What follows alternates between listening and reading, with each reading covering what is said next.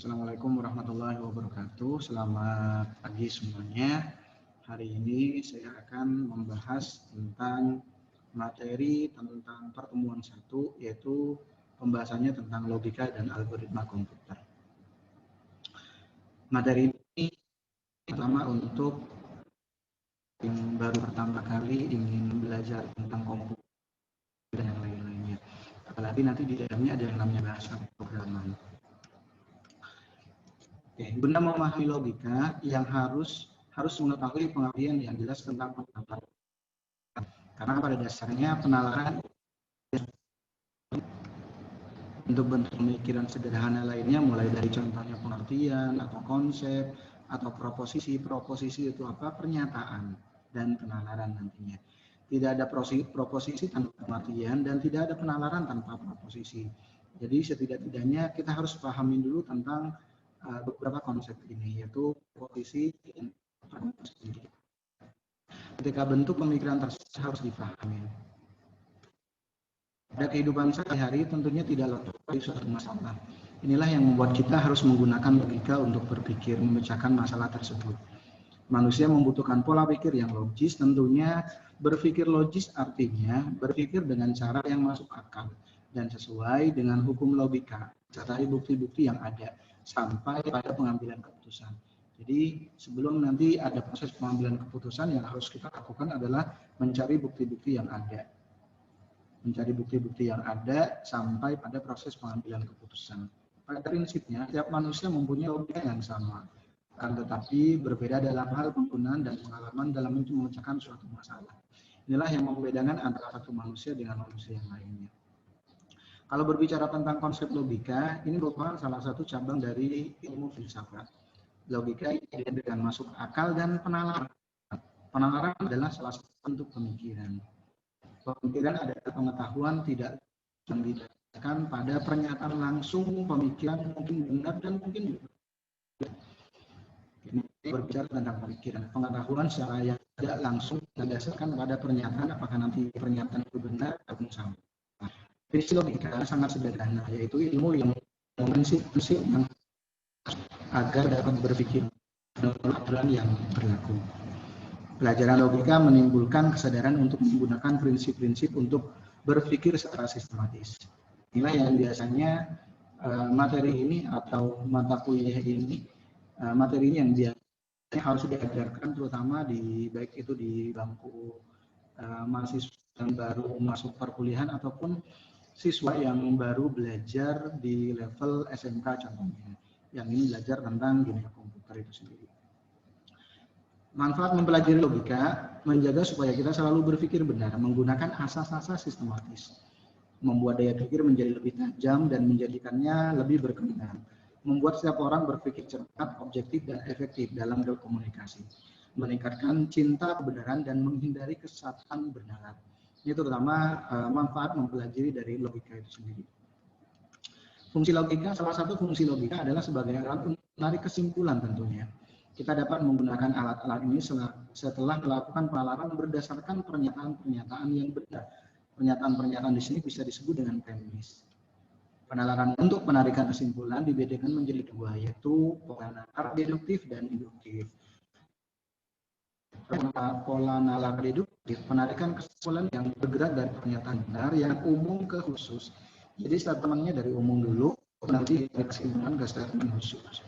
Contoh, pernyataan umum, semua siswa SMK harus dijawab. Pernyataan khususnya tadi adalah siswa SMK. Kalau jadi pernyataan pertama merupakan pernyataan umum, baru nanti pernyataan berikutnya ada pernyataan khusus. Baru kita tarik kesimpulan ke kesimpulan yang lebih khusus. Bedanya dengan pola nalar induktif, penarikan kesimpulan yang bergerak dari pernyataan benar yang khusus ke umum. Ini kebenarannya. Contoh, pernyataan khususnya Devi rajin belajar, dia mendapat hasil yang memuaskan. Pernyataan khusus yang kedua, Yuda rajin belajar dan dia mendapat hasil yang memuaskan. Pernyataan khusus ketiga, Erika rajin belajar, dia mendapat hasil yang memuaskan. Kesimpulan apa? Siswa yang rajin belajar akan mendapat hasil yang memuaskan. Devi, Yuda, atau mahasiswa. Konsep posisi merupakan sebuah pernyataan atau ucapan yang dapat menggambarkan beberapa keadaan yang tidak selalu benar atau salah dalam bentuk kalimat pesan dan berita tersebut. Proposisi sendiri terbentuk atas 3 unsur, yaitu subjek, predikat, dan pola nantinya. Pola. Subjek merupakan pelaku atau pihak yang melakukan perkara, sementara predikat adalah perkara yang dikenakan kepada subjek. Adapun definisi kopula adalah penghubung antara subjek dan predikat. Contoh proposisi. Proposisi tunggal merupakan sebuah kalimat yang terdiri dari predikat dan subjek. Contoh, kelinci merupakan suatu hewan peliharaan. Subjek kelinci, predikatnya pelihara.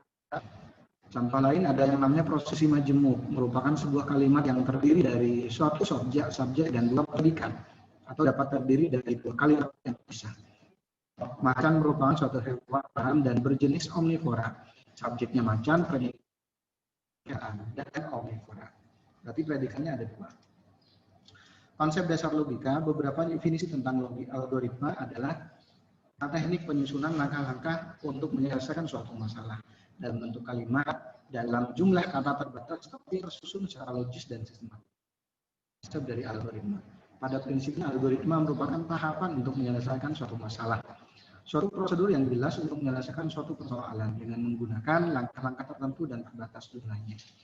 Susunan langkah yang pasti yang bila diikuti maka akan mentransformasi data input menjadi output berupa informasi.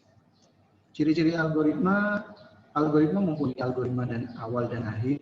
Algoritma harus berhenti setelah mengerjakan serangkaian tugas. Dengan kata lain, suatu algoritma memiliki langkah-langkah yang terbatas.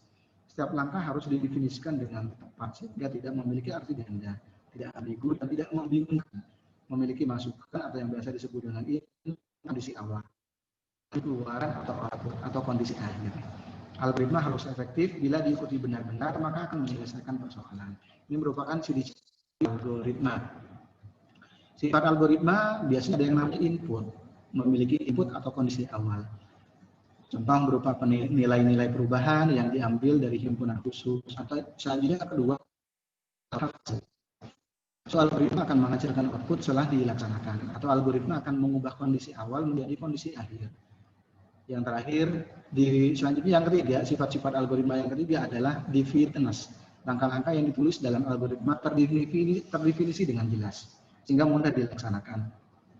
Keempat, fitness. Algoritma harus memberikan kondisi akhir atau output tersebut, output setelah jumlah langkah yang terbatas jumlahnya dilakukan terhadap setiap kondisi awal atau input diberikan. Itu cuma effectiveness. Tapi waktu tertentu sehingga pada akhirnya didapatkan solusi yang diharapkan. Generality, langkah-langkah algoritma berlaku untuk setiap himpunan input yang sesuai dengan persoalan, hanya untuk himpunan tertentu. Kalau dilihat dari struktur algoritma pasti ada yang namanya headernya, selanjutnya ada yang namanya bagian deklarasi, biasanya ada variabel, ada nama tetapan, bisa disebut dengan konstanta, nama prosedur, nama function, dan yang lainnya. Selanjutnya bagian deskripsi, rincian langkah, memuat langkah-langkah penyelesaian masalah, termasuk beberapa perintah seperti baca data, tampilkan, ulangi, yang mengubah data menjadi output, dan lain-lainnya. Contoh algoritma yang pertama, contoh algoritma membuat kopi instan. Langkah-langkahnya seperti apa? Urutan langkah-langkah untuk menyelesaikan masalah membuat kopi instan. Yang pertama, buka kemasan kopi saset yang sudah dibeli. Yang kedua, selanjutnya tuangkan kopi. Panaskan air hangat hingga mendidih. Tuangkan air pada gelas. Selanjutnya aduk hingga matang. Siap dinikmati. Algoritma, urutan langkah-langkah untuk menyelesaikan suatu masalah dan dijelaskan secara detail, secara step by step.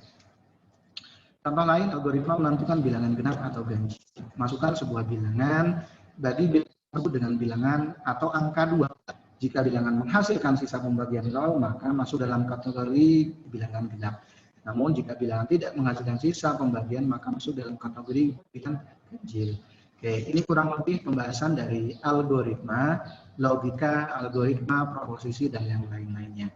Intisari dari pembahasan ini merupakan adalah logika dan algoritma yang harus dipahami oleh siswa ataupun mahasiswa yang ingin belajar di dunia komputer itu sendiri. Karena pada prinsipnya inilah cikal bakal yang harus dipahami, apalagi nanti di dunia programming.